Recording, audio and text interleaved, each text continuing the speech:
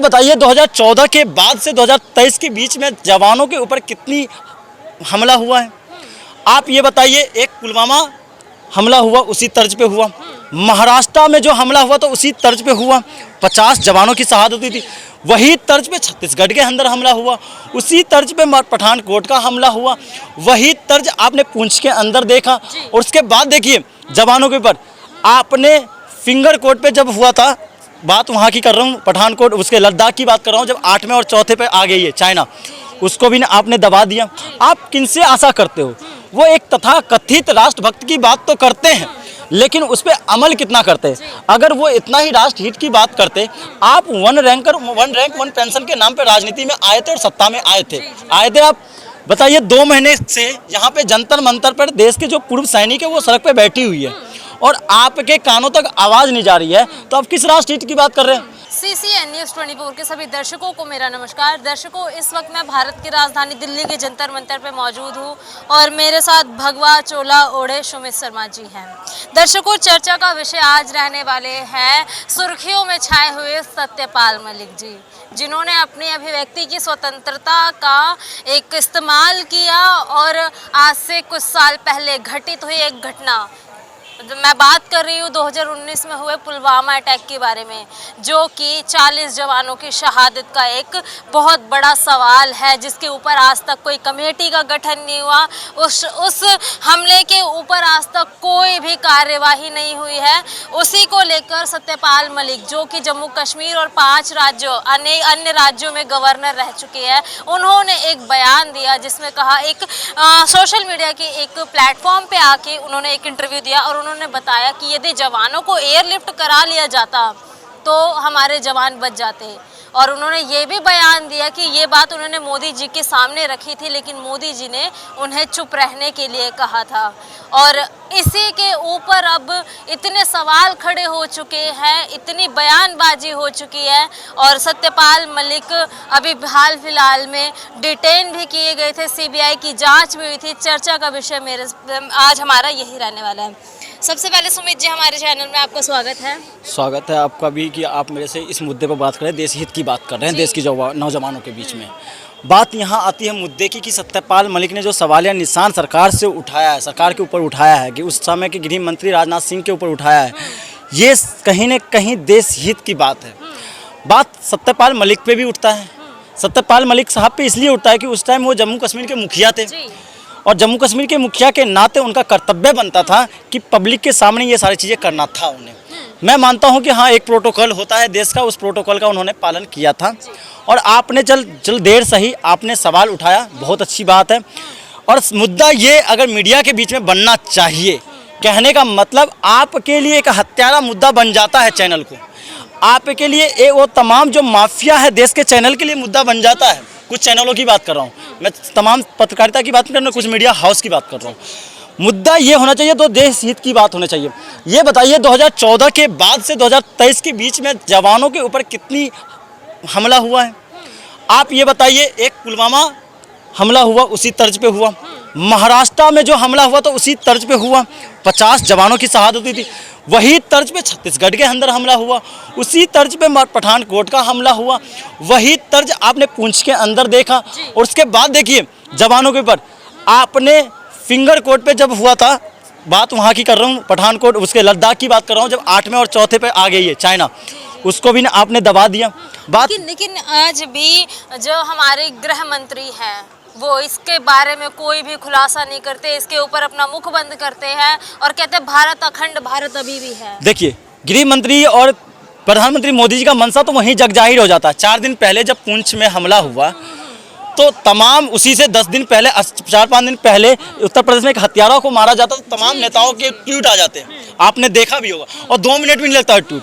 और अभी कितने 3 दिन हो गए, 3 से 4 दिन हो गया और एक ट्वीट ना तो गृह मंत्रालय से आया, ना एक ट्वीट PMO से आया। और उसी के 2 दिन बाद मोदी जी ने ईद परशुराम जयंती की भी बधाई दी है जनता को, लेकिन सेना के लिए कोई संवेदना नहीं जताई है अपने ट्विटर पे।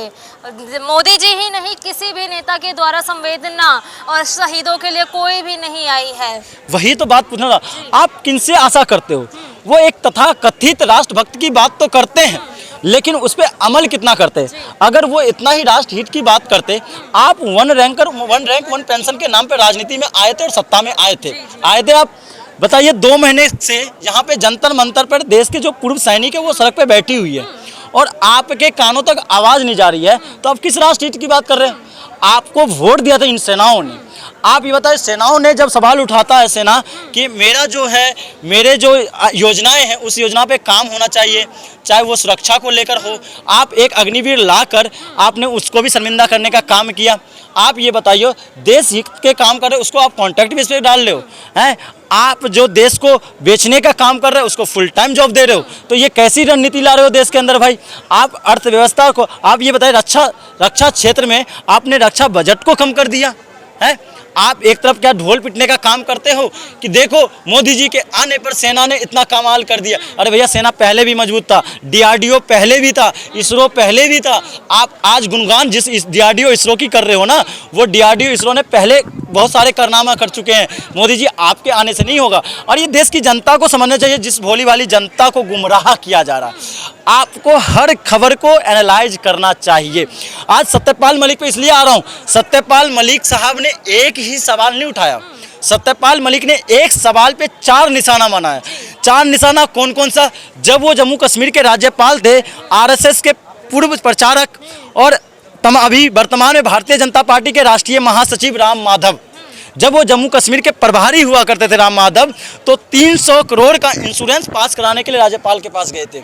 जब इन्होंने मना कर दिया तो इनके ऊपर कार्रवाई हुई। बात गोवा के अंदर जो वहाँ वसूली चल रहा है ट्रांसपोर्टेशन को लेकर, व्यापारियों को लेकर, इनके ऊपर वहाँ के मंत्री के ऊपर जब इन्होंने सवाल उठाया, गोवा के गवर्नर सत्यपाल मलिक जब थे, तो इनके ऊपर सवाल या निशान उठाया गया। जब ये बिहार के अंदर राज्यपाल थे, जब भारतीय जनता पार्टी और इनकी दोनों का शासन था, तो इन्होंने सवाल उठाया था। सवाल क्या उठाया था? सृजन घोटाला को लेकर सवाल उठाया था इन्होंने कि सुशील मोदी के ऊपर देखिए कोई जांच हो तो कीजिए, लेकिन इनको क्या कर दिया? अलग थलग कर दिया। जब ये राज्यपाल थे सत्यपाल मलिक, हमेशा सवाल इनको खामियाजा इसी का तो भुगतना पड़ा। जब राज्यपाल थे ये, तो किसानों के लिए सवाल उठाया कि एक बार मंत्रालय को, जो कृषि मंत्रालय है, प्रधानमंत्री कार्यालय को, ये प्रधानमंत्री को किसानों से मिलना चाहिए। उनके ऊपर भारतीय जनता पार्टी के तमाम नेता ने कटाक्ष किया था इस गवर्नर को। और बात आप कहते हैं ना कि गवर्नर जाने के बाद इन्होंने बलिदानी दी है गवर्नर की। मैं बता रहा हूँ कैसे गवर्नर की बलिदानी दी। यही सारे पॉइंट है जो वो उन्होंने राज्यपाल होते हुए सरकार से सवाल पूछने का हिम्मत जुटाते थे।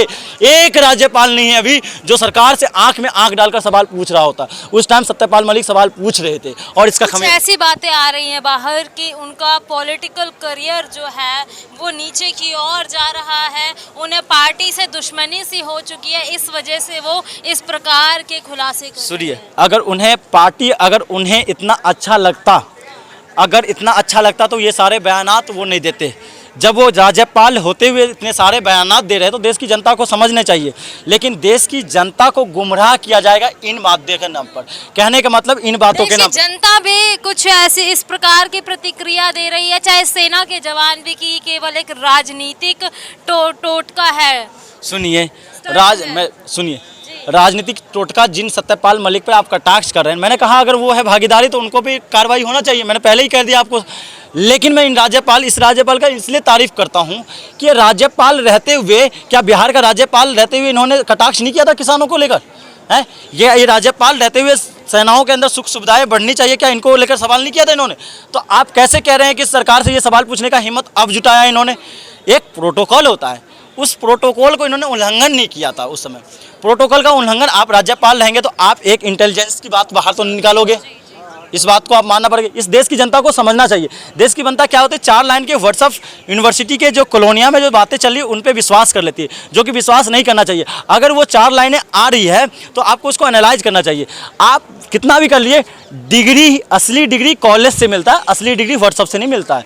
तो बात इसको आपको बखूबी समझना चाहिए। कहने का मतलब आप सत्यपाल मलिक पे सवाल उठा रहे हैं, मैंने कह तो दिया पहले, अगर वो दोषी है तो उनके ऊपर भी कार्रवाई होनी चाहिए। वो तो खुल के कह रहे हैं ना चैनल पे कि मैंने उस समय नहीं कहा, मेरे से कहा गया, अगर मैं दोषी तो मेरे ऊपर भी कार्रवाई हो। उन्होंने अगर सवाल उठाया तो जांच करने में क्या दिक्कत हो रही है गृह मंत्रालय? मैं सुमित सवाल लेना चाहूँगी। अभी जो वर्तमान में 4 दिन पहले पूंछ में, जम्मू कश्मीर के पूंछ सेक्टर में जो हमला हुआ है और जो पुलवामा हमला हुआ था, लोकसभा चुनावों से पहले ही इस प्रकार की सेना पे हमला की घटनाएं क्यों देखने को मिलती है देश में? ये तो सरकार पे सवाल या निशान उठता है महोदय। आप बताइए, जब राज्य का चुनाव होता है तो राज्य के अंदर घटनाएं हो जाती है, चाहे वो आतंकी घटना हो, चाहे नक्सली घटना हो, चाहे धार्मिक उन्माद पे होने पर दंगा होता है। ये तो सरकार पे सवाल निशान होता है कि देश की इंटेलिजेंट एजेंसी क्या कर रही है, देश का जो आईवी है वो क्या कर रहा है, देश का गृह मंत्रालय क्या कर रहा है, देश का एनएसए क्या कर रहा है, देश के जो रॉ है, जो बाहर की खुफिया जो बातें रखती है वो क्या कर रही है।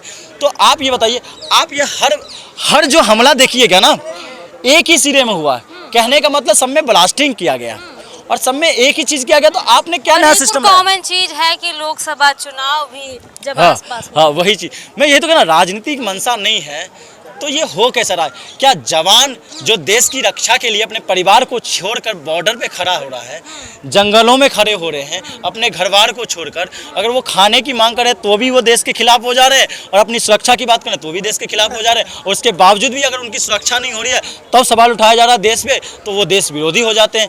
आप ये बताइए 2014 के बाद 2023 के बीच का आंकड़ा उठा के देखिए, कितने आतंकी हमले हुए। आप एक आतंकी हमले, सबसे ज़्यादा आतंकी हमले इस 8-9 सालों में हुआ है। आप कह रहे हैं 56 सेना कहते हैं ना अपने आप को।